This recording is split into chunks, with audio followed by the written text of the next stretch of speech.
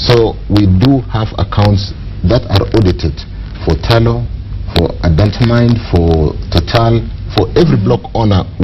They do submit accounts every quarterly, and at the end of the year we do audit those accounts to confirm the cost. When we discover oil and we take it to market, we will use some percentage of the cost oil, of the total proceed as cost oil to cover the cost. Okay. And then we'll share on the profit. So the details, the contracts are so much onto the details, and they are captured in the law. It's a fair question, though, that Mutegi asked, and which you've attempted to respond to, because, of course, we hear about the curse of oil. We see the example of Nigeria and its Niger Delta. In other extractive industries around Africa, the DRC, for instance, there has always been a problem. What you've described sounds ideal, but when it comes to the real practice, you find loopholes, corruption seeps in. What steps are you taking to ensure that we do not repeat the mistakes that other countries around us have made? The extractive industry has developed so much, and working with the disclosure industry today, the industry has developed what you call extractive industry transparency standards initiatives. And what there is today, there is so much disclosure expected of us, expected of all these companies, to the extent that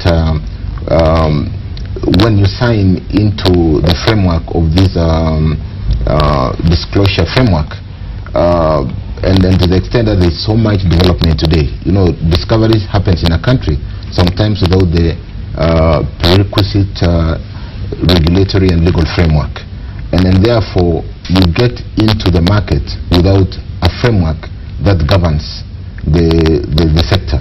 I want to assure you and the listeners that we are working very hard through Parliament and building up frameworks to communicate with the host communities, to communicate with Kenyans, the county governors working with us, and a lot of this is laid out in the legal and regulatory framework which we are putting through Parliament, some of the amendments going to the Petroleum Act, to ensure that as we develop and before we get to market, the framework, the legal, regulatory and legal frameworks are properly done, properly socialized to the Kenyans, so that the level of disclosure and the level of knowledge is very well articulated out there, so that we do manage this as a How are you doing that, given that in the past couple of weeks there was a shutdown in Turkana? Tullow Oil had to stop the operations due to hostility from the local community. You had to mediate, and last month Tullow was able to resume operations. So it does suggest that in spite of what you're telling us about the social engagements and trying to bring the local communities on board, that hasn't quite happened.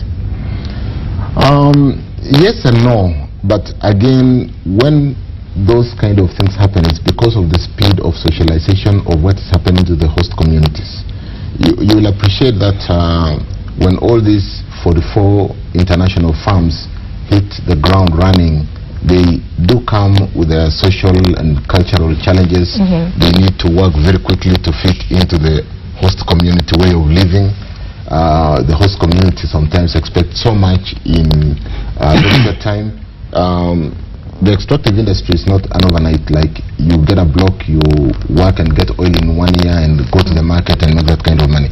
Host communities do expect their lifestyle to change. They want to see better schools, they want to see clinics, they want to see, and then sometimes the kind of kitty that has been defined by some of these extractive industry companies in the area of social corporate investment programs is good enough, but it could be improved. So some of the challenges that Tullow was facing was, look guys, at the moment that Chirchir area have got a corporate investment program from Tullow of about $1 million every year, and the host community was saying no, maybe this should be improved. Okay, and because you've talked about high expectations, and that's what you're describing in the Chirchir area with Tullow. But isn't there an issue of equity? Because for all the programs you have to employ the host community as askaris or as casual workers. There's an issue of equity. They want ownership. And Amimo, they sometimes, even where there's been equity without proper disclosure of information, when we took all the information from the payroll that TALO runs and sat down with the leadership of Turkana, the governor, the senator, all the members of parliament, and to the extent that this information had not been provided because there was no framework to really audit that information, it was about maybe our people are not being employed, people are being brought from outside the county. But until we asked TALO, look, this is about information, this is about communication. So we got all the information about recruitment, and for once I was surprised that TALO is already employing 2,000 people within the framework. From the community. From out of that, almost 60% was from the local community. At what level? I think that's the problem. And then we got the structure and stratified from level 1 to the last level. And let me also bring to speed the fact that the production sharing contract, and specifically the Petroleum Act, does require that local content be infused and to ensure that all those companies employed in the sector are actually employing locals. So yes, it was more of disclosure of information that has been done. We have the other challenge, we did not have a liaison officer, which is basically the request for information would be happening in Turkana.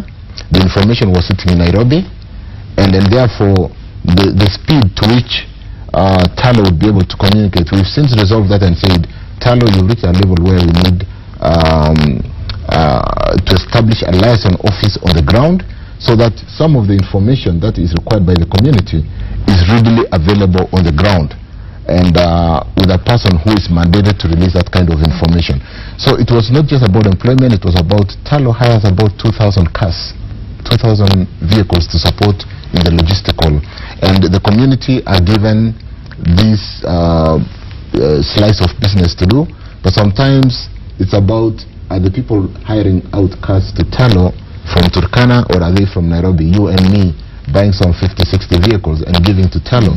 So we've been able to do fairly good level of disclosure, build a framework on a memorandum of understanding about how they are going to interact every day. But sometimes the expectation of the host community and lack of proper communication can pose a challenge. And we are learning to communicate more, set up some of these liaison offices within the host community. An area in the extractive sector that we may not have time to talk about today will be the coal mining area in Moi. And then we are out next week possibly to sign the benefit sharing agreement. Okay. And we'll come back to other sources of energy after the break. This is Cheche, live on Citizen TV. Today's guest is the Cabinet Secretary for Energy and Petroleum, Davis Chirchir. If you have any questions or opinions for him, the SMS number is 22422 and the Twitter handle is Cheche_TV.